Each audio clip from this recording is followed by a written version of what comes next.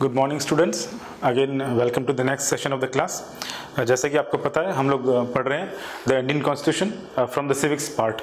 तो हम लोग अभी सेकंड सेशन स्टार्ट करने से पहले एज यूजुअल हम लोग थोड़ा पहले हमने क्या पढ़ा था या इससे पिछली क्लास में क्या पढ़ा था उसके बारे में थोड़ा बात कर लेते हैं। तो अगेन आपको कुछ डाउट्स हैं वो क्लियर हो जाएंगे और पिछला जो क्लास पढ़ा था वो और अभी में कंटिन्यूटी करते हुए मिक्सअप करते हुए हम थोड़ा आगे पढ़ेंगे। तो सबसे पहले मैं आपको बताना चाहूँगा कि हमने पिछली क्लास में क्या पढ़ा था या इससे पहले हमने क्या पढ़ा था, वो चीज़ हम देखते हैं। सबसे पहले हमने पढ़ा था what is the meaning of constitution. Constitution का मतलब क्या है। अब कॉन्स्टिट्यूशन का मतलब जैसे कि आपको डेफिनेशन लिखाई गई थी कि a book which contains the rules and regulation, या फिर to run a one country we need some rules and regulation, उसे कहते हैं कॉन्स्टिट्यूशन। तो इसका हमने जो पहला इंपॉर्टेंट पॉइंट देखा था वो था कि हर एक कॉन्स्टिट्यूशन में कुछ ना कुछ रिटन रूल्स एंड रेगुलेशन होते हैं। तो first important part rules and regulation.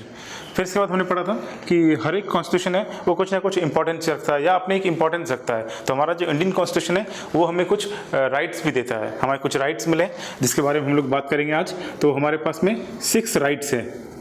तो राइट्स टू सिटीजन, वो हमारे सिटीजन्स को राइट्स देता है। ये एक और इंपॉर्टेंट पढ़ा था। इसके बाद हमने एक और चीज़ पढ़ी थी कि जो हमारा कॉन्स्टिट्यूशन है वो किसी भी गवर्नमेंट के ऊपर कुछ न कुछ बाउंडेशन कह सकते हैं या उसकी जो पावर है उसको कुछ लिमिटेशन देता है या उसकी एक बाउंड्री बनाता है। तो ये वाला भी इंपॉर्टेंट पॉइंट्स पढ़ा था, limits on power of government.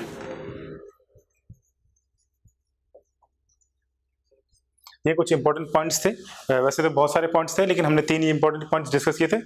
Once again constitution में कुछ रूल्स और रेगुलेशंस होते हैं, वो हमें राइट्स भी देते हैं और फाइनली वो है हमारे जो गवर्नमेंट है इसके ऊपर कुछ लिमिटेशंस या बाउंड्रीज भी लगाते हैं। ये हमने पढ़े थे इंपॉर्टेंट पॉइंट्स जिसकी वजह से हमें मालूम पड़ा कि हमारे लिए कॉन्स्टिट्यूशन क्यों इंपॉर्टेंट है। इसके जस्ट बाद हमने क्या किया था, कॉन्स्टिट्यूशन की थोड़ी सी बैकग्राउंड हिस्ट्री देखी थी। हिस्ट्री को मैं एकदम बिल्कुल शॉर्ट फॉर्म में एक बार दोबारा से मैं आपके साथ डिस्कस करना चाहूँगा कि वो हिस्ट्री क्या थी या कैसे थी, कि हमारा जो कॉन्स्टिट्यूशन है वो लिखना कब स्टार्ट हुआ था, जो कि मैंने आपसे बताया था 1946 में लिखना स्टार्ट हुआ और वो लिखना जो खत्म हुआ था वो 1949 में खत्म हुआ था। और इसका जो टोटल लिखने का जो टाइम पीरियड है अगर हम इसको कैलकुलेशन करते हैं तो around 3 years, 2 years, 11 months and 18 days। इसको उतना लिखने में टाइम लगा अराउंड 3 years। और इसको जो लिखा था वो जितने भी मेंबर्स या जो लीडर्स थे वो लीडर्स थे लगभग 300 लीडर्स या 300 मेंबर्स हम लोग कह सकते हैं, 300 मेंबर्स। और इन सब लोगों ने मिलके हमारा इंडियन कॉन्स्टिट्यूशन लिखा और ऑफिशियली हमने हमारा जो कॉन्स्टिट्यूशन था वो अडॉप्ट किया 26 जनवरी 1950। और इसीलिए हम लोग इस दिन हर साल रिपब्लिक डे मनाते हैं, इसलिए हमारा कॉन्स्टिट्यूशन है वो बहुत इंपॉर्टेंट है और बहुत ही बेस्ट कॉन्स्टिट्यूशन बना है। तो ये इसकी छोटी सी बैकग्राउंड हिस्ट्री थी। और इसके बाद हमने पढ़ा था कि कॉन्स्टिट्यूशनल असेंबली एक असेंबली थी जिन लोगों ने मिलके इस कॉन्स्टिट्यूशन को लिखा था और वो कॉन्स्टिट्यूशन असेंबली ने काफ़ी सारे प्रॉब्लम्स भी फेस की थी और इस प्रॉब्लम्स को फेस करते हुए वो सारी चीज़ लिखी थी। ये हमारा कुछ और इंपॉर्टेंट पॉइंट थे। अब हम लोग देखते हैं की फीचर्स। की फीचर्स में आई थिंक हमने एक की फीचर्स ऑलरेडी डिस्कस कर दिया था, उसी की फीचर्स को लेते हुए आज हम लोग कंटिन्यू करेंगे। तो हमारा जो पहले इंपॉर्टेंट की फीचर्स मीन्स हमारे कॉन्स्टिट्यूशन में इंपॉर्टेंट चीजें क्या क्या है या बेस्ट ऐसी कौन कौन सी चीजें हैं जिसकी वजह से हमारा कॉन्स्टिट्यूशन है वो हमारे लिए काफी बेस्ट है। सबसे पहला जो हमने पढ़ा था वो था फेडरलिज्म। फेडरलिज्म मीन्स एक ऐसी चीज या ऐसा गवर्नमेंट जिसमें लेवल है जो गवर्नमेंट के वो काफी सारे लेवल्स होते हैं। पहला पॉइंट हमने जो पढ़ा था वो था फेडरलिज्म और इसकी छोटी सी डेफिनेशन भी लिखी थी, मोर देन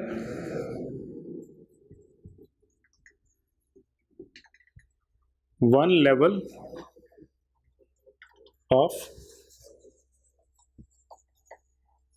गवर्नमेंट, किसी भी गवर्नमेंट का एक लेवल से ज्यादा होना। इसके कुछ एग्जांपल्स हमने लिखे थे जैसे कि सेंट्रल गवर्नमेंट या सेंट्रल लेवल, इसके बाद में state level and then panchayat level. ये 3 लेवल्स भी डिस्कस किए थे।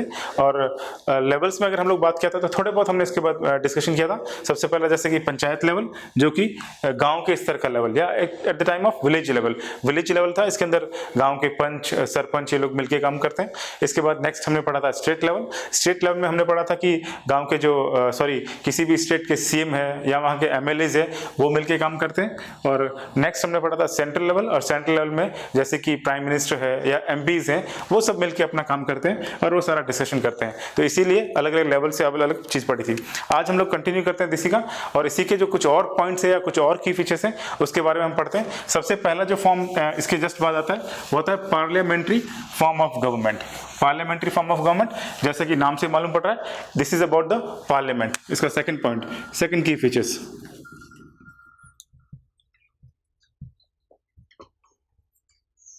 Parliamentary form of parliamentary form of government. अब देखिए जो पार्लियामेंट्री फॉर्म ऑफ गवर्नमेंट है, जैसे कि नाम से मालूम पड़ रहा है पार्लियामेंट, पार्लियामेंट वर्ड आपने सुना होगा। पार्लियामेंट जो से हिंदी में हम लोग कह सकते हैं संसद। संसद है जो हमारी दिल्ली में है, और उसी संसद के अनुसार हम अपनी गवर्नमेंट चलाते हैं, उसे कहते हैं पार्लियामेंट्री फॉर्म ऑफ गवर्नमेंट। अगर हम अपनी पार्लियामेंट के बारे में बात करें तो हमारी जो इंडियन पार्लियामेंट है उसके अंदर 2 ग्रुप्स हैं, या हम कह सकते हैं 2 हाउसेज हैं या 2 सभा है। तो हमारे जो पार्लियामेंट है इसके अंदर 2 ग्रुप हमने बना रखे। पहला है लोकसभा और दूसरा है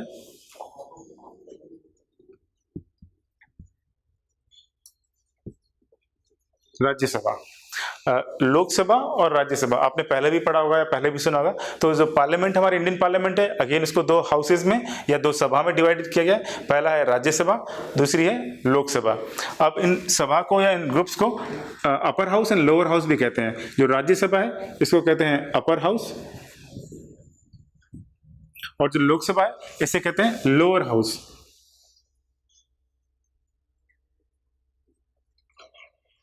और इसके अंदर कुछ और भी डिफरेंसेस हैं, जैसे कि लोकसभा के इलेक्शंस आपने सुनेंगे, हर 5 साल बाद लोकसभा के इलेक्शन होते हैं।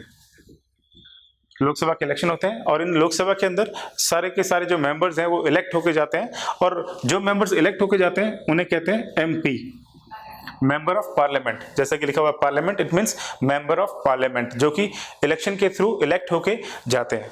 इन इलेक्शंस का मतलब यह है कि पूरे के पूरे इंडिया में लोकसभा के इलेक्शंस होते हैं, और इंडिया के हर एक पार्ट में से मेंबर्स इलेक्ट होते हैं, और वो मेंबर्स अपने एरिया को रिप्रेजेंट करते हैं। फॉर एग्जांपल हम लोग बात करते हैं हमारे अंडमान एंड निकोबार की, यहाँ से जो हमारे मेंबर ऑफ पार्लियामेंट है वो श्री कुलदीप राय शर्मा है।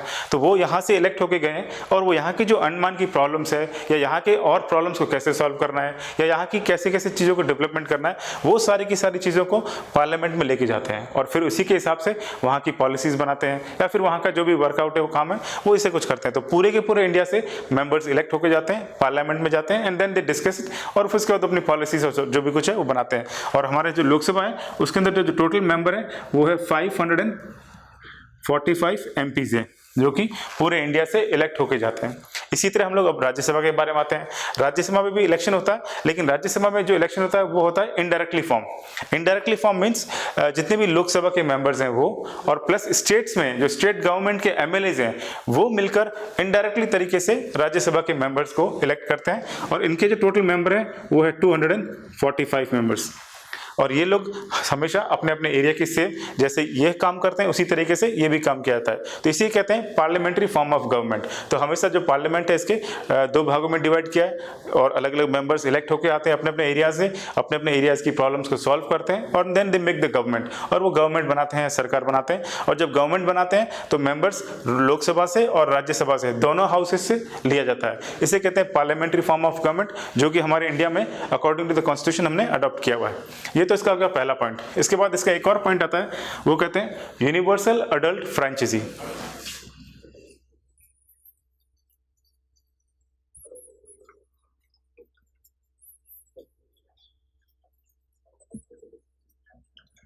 इसका जो सेकंड पॉइंट कह सकते हैं हम लोग,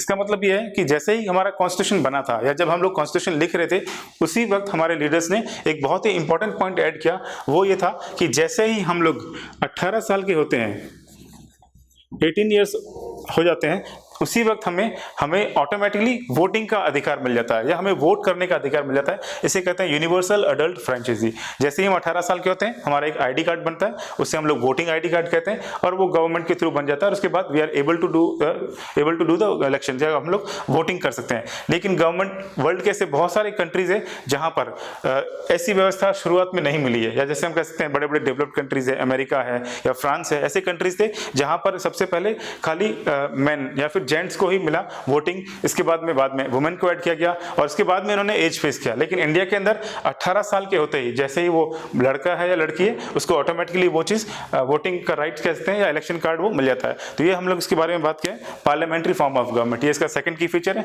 जो कि काफी इंपॉर्टेंट है। इसके बाद हम लोग बात करते हैं जो नेक्स्ट की फीचर है उसकी बात करते हैं। I hope till here you understand the features of government. Okay, हम लोग थर्ड की फीचर्स की बात करते हैं। थर्ड की फीचर है सेपरेशन of powers,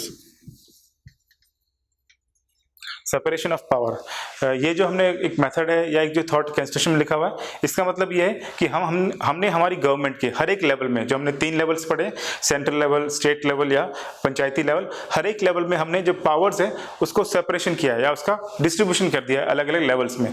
उसका बेनिफिट ये होता है कि जो सारा का वर्कलोड है या जो काम करने का जो तरीका है वो हमने अलग अलग ग्रुप्स के अंदर बांट दिया है, और उसका बेनिफिट ये मिलता है कि सारा का सारा काम अपने आप ऑटोमेटिकली इजीली हो जाता है। अगर बाई चांस एक ही आदमी सारे के सारे गवर्नमेंट का पूरा काम करेगा तो डेफिनेटली वो ढंग से प्रिपेयर नहीं कर पाएगा या कोई भी काम को ढंग से नहीं कर पाएगा और उसके सारे के सारे जो काम है वो अधूरे रह जाएंगे। तो इसलिए गवर्नमेंट में क्या किया हमने, 3 भागों में डिवाइड किया है और 3 ग्रुप्स बना दिए, और हर एक ग्रुप का अपना एक सेपरेट काम है और वो उसी काम को देखता है और उसी को पूरा करने की कोशिश करता है। जो तीनों ग्रुप्स हैं या जो तीनों लेवल्स हैं वो चीज मैं यहाँ लिख देता हूँ, and I hope you will understand. सबसे पहला जो फॉर्म है इसे कहते हैं लेजिस्लेचर। लेजिस्लेचर या लेजिस्लेटिव। सेकंड है एग्जीक्यूटिव और थर्ड है जुडिशरी।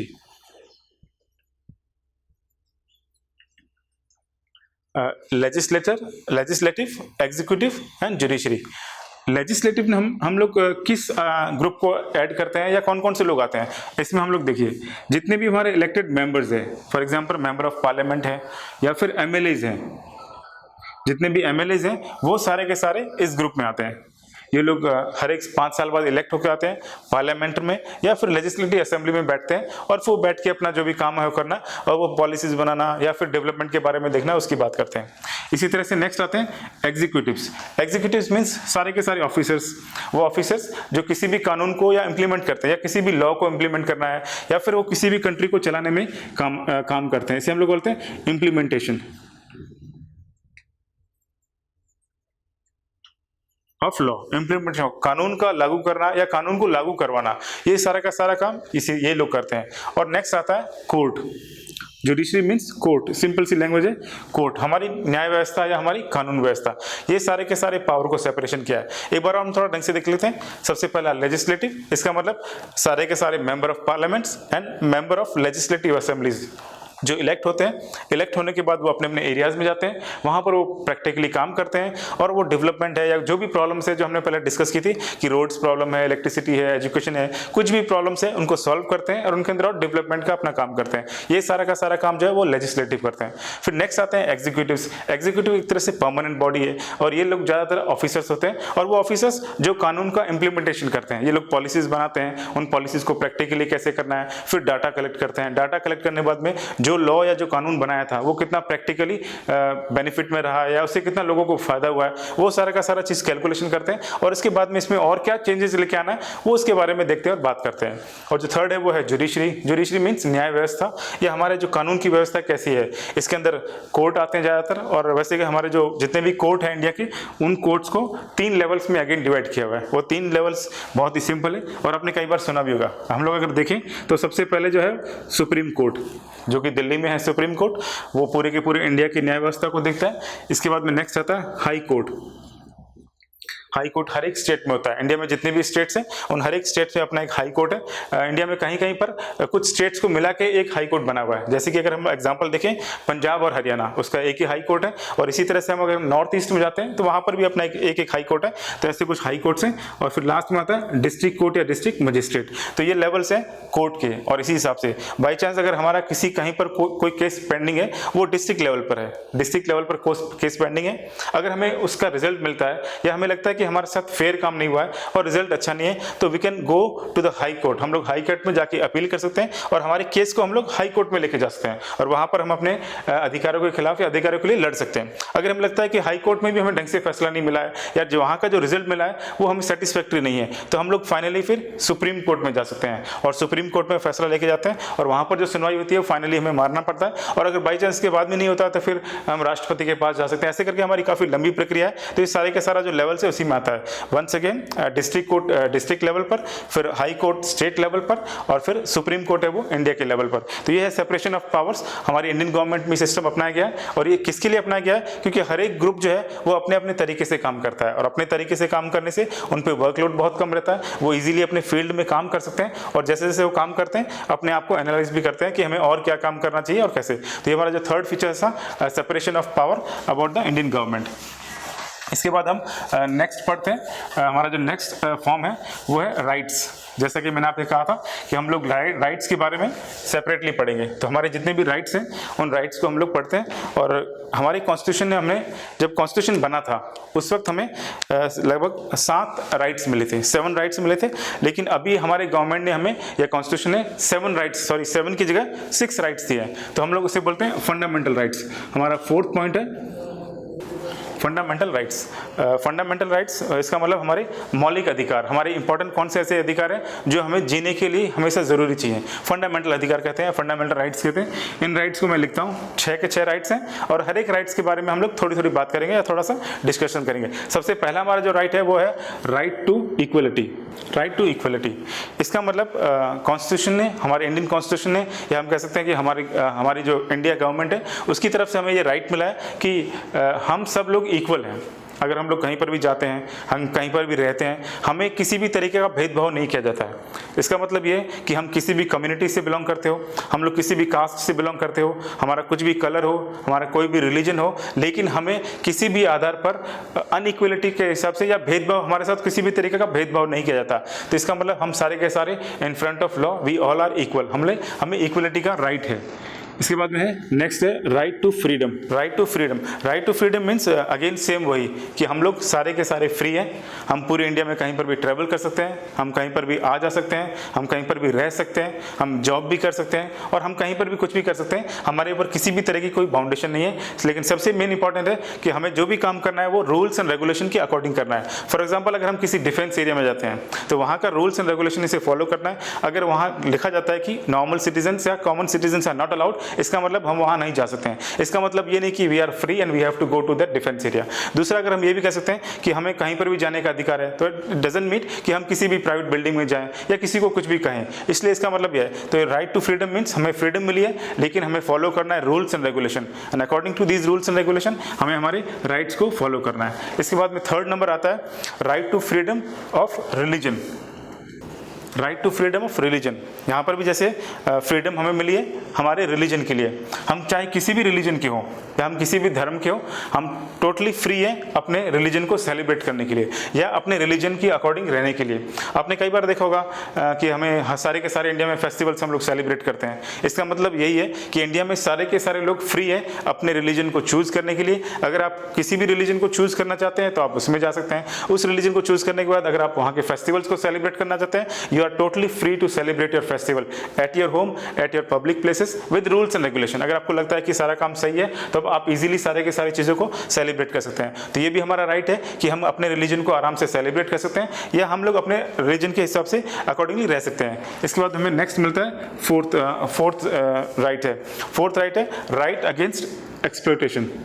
Right against exploitation. इसका मतलब ये है कि अगर बाई चांस हमारे साथ कहीं पर भी कुछ गलत होता है, जैसे कि हमारे साथ कुछ इलीगल हो रहा है, जनरली आपने देखा होगा कि एक ऐसा रूल है कि 14 ईयर्स से कम उम्र के जो बच्चे हैं उनको फैक्ट्रीज में काम नहीं करवा सकते या उनके साथ ज़बरदस्ती मजदूरी नहीं करवा सकते।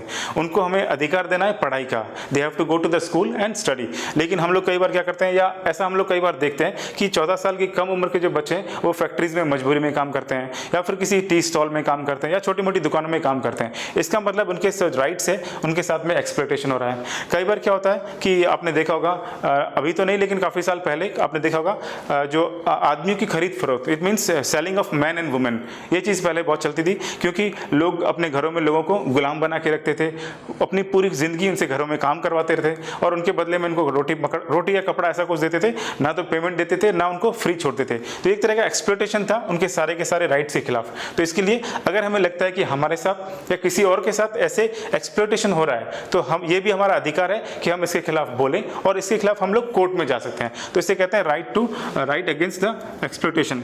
इसके बाद में नेक्स्ट हम लोग पढ़ते हैं cultural and educational right.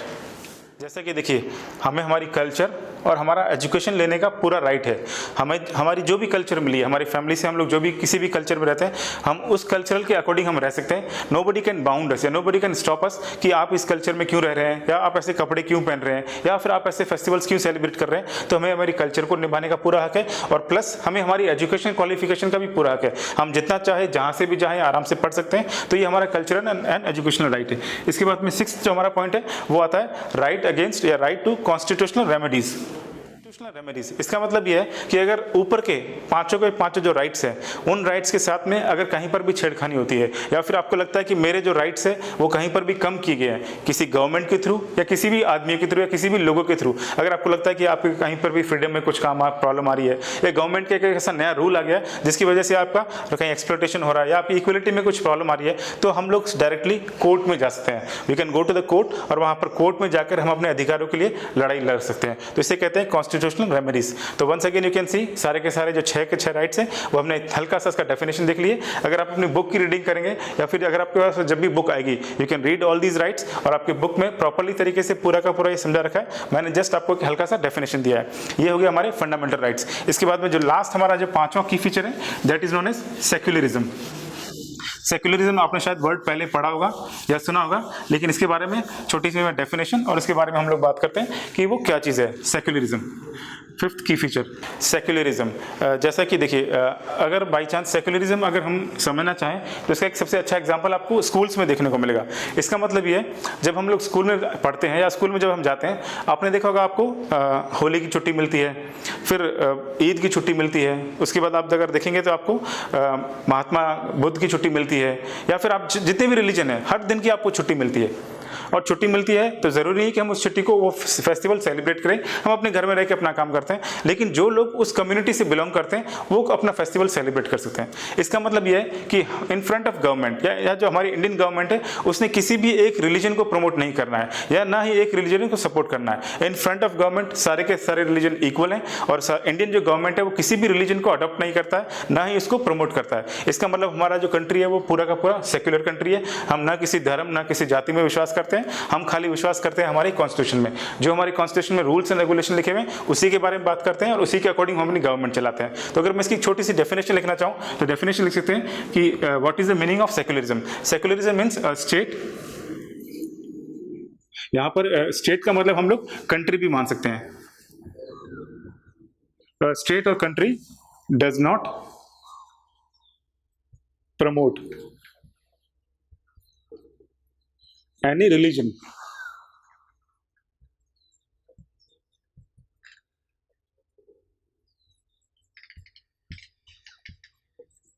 in the country। मतलब कि हमारा स्टेट है या जो हमारी कंट्री है वो किसी भी रिलीजन को प्रमोट नहीं करती है, ना ही हमें ऐसा दबाव डालती है कि आप प्लीज एक स्पेसिफिक जो रिलीजन है उसी को ही प्रमोट करिए, बाकी रिलीजन को छोड़ दीजिए, या फिर ये religion is the best one और बाकी रिलीजन सारे बेकार हैं। ऐसा कभी भी नहीं आता। इसीलिए हमारी जो जितनी भी टेक्स्ट बुक है प्लस हमारे जो जितने भी रूल्स एंड रेगुलेशंस हैं उसके अंदर कहीं पर भी रिलीजियस कोई भी बात नहीं लिखी है। It means our India the country is totally secular country. तो ये हमारे सारे के सारे की फीचर्स हो गए, पांचों के पांचों की features, and I hope you understand the chapter. हमने लगभग चैप्टर के बारे में सारी बात कर ली है। अब हम ऐसा करते हैं, एक छोटा सा पीपीटी स्लाइड्स देखते हैं जो कि पूरे का पूरा लेसन की समरी है, और उस स्लाइड्स को देखते हुए again I will explain and I hope you will understand that chapter. और इसके बाद भी अगर कुछ डाउट्स होते हैं तो whenever we will meet to the next session, I will try to clear these doubts. Okay students, so we'll see this PPT once again and I hope we will understand more. तो सबसे पहला जो है, what is the meaning of constitution? A written document that contains the basic rules and regulation. Constitution means हमारे basic rules and regulation. And then हमारे लिए constitution ज़रूरी क्यों है? क्योंकि इसके अंदर हमारे रूल्स एंड रेगुलेशन होते हैं, और हमने जो राइट्स पढ़े अभी, वो राइट्स भी हमारे लिए बहुत इंपॉर्टेंट है, और हमने जो लिमिटेशन ऑफ पावर यानी जो सेपरेशन ऑफ जो पावर पढ़ा वो भी हमारे लिए इंपॉर्टेंट है, इसलिए हमें सही है। नेक्स्ट है हमारे जो कॉन्स्टिट्यूशनल असेंबली है, उसने हमारे कॉन्स्टिट्यूशन को किन किन चीज़ों को ध्यान में रखते हुए पढ़ा। तो हमारी जो लैंग्वेज है, हमारे जो कल्चर है, या हमारी जो रिलीजन्स क्या क्या है, उसके अकॉर्डिंग हमारा कॉन्स्टिट्यूशन लिखा हुआ है, इसलिए हमारा जो कॉन्स्टिट्यूशन है वो हमारे लिए टोटली एकदम अच्छे तरीके से बना हुआ है। और इसके कुछ की फीचर्स हैं। सबसे पहला की फीचर मैंने पढ़ा था फेडरलिज्म। इसका मतलब गवर्नमेंट के कितने लेवल्स हैं, और 3 लेवल्स के बारे में हमने बात की थी, central level, state level and Panchayati level, और हर एक लेवल अपने तरीके से काम करता है। And then parliamentary form of government. इस पार्लियामेंट्री फॉर्म ऑफ गवर्नमेंट में हमने यूनिवर्सल अडल्ट फ्रेंचाइजी के बारे में बात करी थी। इसका मतलब कि जैसे ही हम लोग 18 साल के होते हैं, ऑटोमेटिकली हमें गवर्नमेंट की तरफ से या कॉन्स्टिट्यूशन की तरफ से वोटिंग राइट्स मिल जाता है। और हमारे जो पार्लियामेंट है, इसको 2 लेवल में या 2 भागों में डिवाइड किया हुआ है। सबसे पहला है लोकसभा और राज्यसभा, और इसके बारे में भी हमने काफ़ी डीपली बात करी थी। और इसके बाद में सेपरेशन ऑफ पावर, हमारी जो गवर्नमेंट है इसको 3 लेवल्स में या 3 भागों में डिवाइड किया है, और वो खाली उनके जो पावर को सेपरेट करने के लिए लेजिस्लेचर पहला है, देन फिर एग्जीक्यूटिव एंड देन जुडिशरी, इन तीनों भागों में डिवाइड किया। और डिवाइडेशन के बाद हर एक के काम को भी हमने ढंग से देखा था। और फिर जो सबसे इंपॉर्टेंट है वो है फंडामेंटल राइट्स। फंडामेंटल राइट्स के बारे में बात करी थी। इससे पहले हमारे 6 की जगह 7 फंडामेंटल राइट्स थे, लेकिन अभी हाल फिलहाल हमारे पास में 6 राइट्स हैं। एक बार मैं जस्ट पढ़ना चाहूँगा। Right to equality, right to freedom, right against exploitation, right to freedom of religion, cultural and educational rights, right to constitutional remedies. और सबके सारे के सारे राइट्स के बारे में भी हमने थोड़ा सा डिस्कशन किया था। और लास्ट में जो 5th है वो है सेक्युलरिज्म। सेक्युलरिज्म मीन्स हमारा जो गवर्नमेंट है या जो हमारी स्टेट गवर्नमेंट है वो किसी भी रिलीजन को प्रमोट नहीं करती है। इसकी जो definition according to your book जो लिखी हुई है, secular state is one in which the state does not officially promote any one religion as the state religion. हमारी कंट्री का या हमारे स्टेट का कोई भी एक रिलीजन नहीं है। We are totally free to choose any religion and celebrate according to that religion. तो इसकी वजह, और ये हमारा का पूरा जो लेसन है इसकी एक छोटी सी समरी है, और इसी के through I think you hope कि आपने सारा का सारा लेसन समझ लिया होगा। And thank you very much student. Will meet to the next session with the next new chapter. Thank you.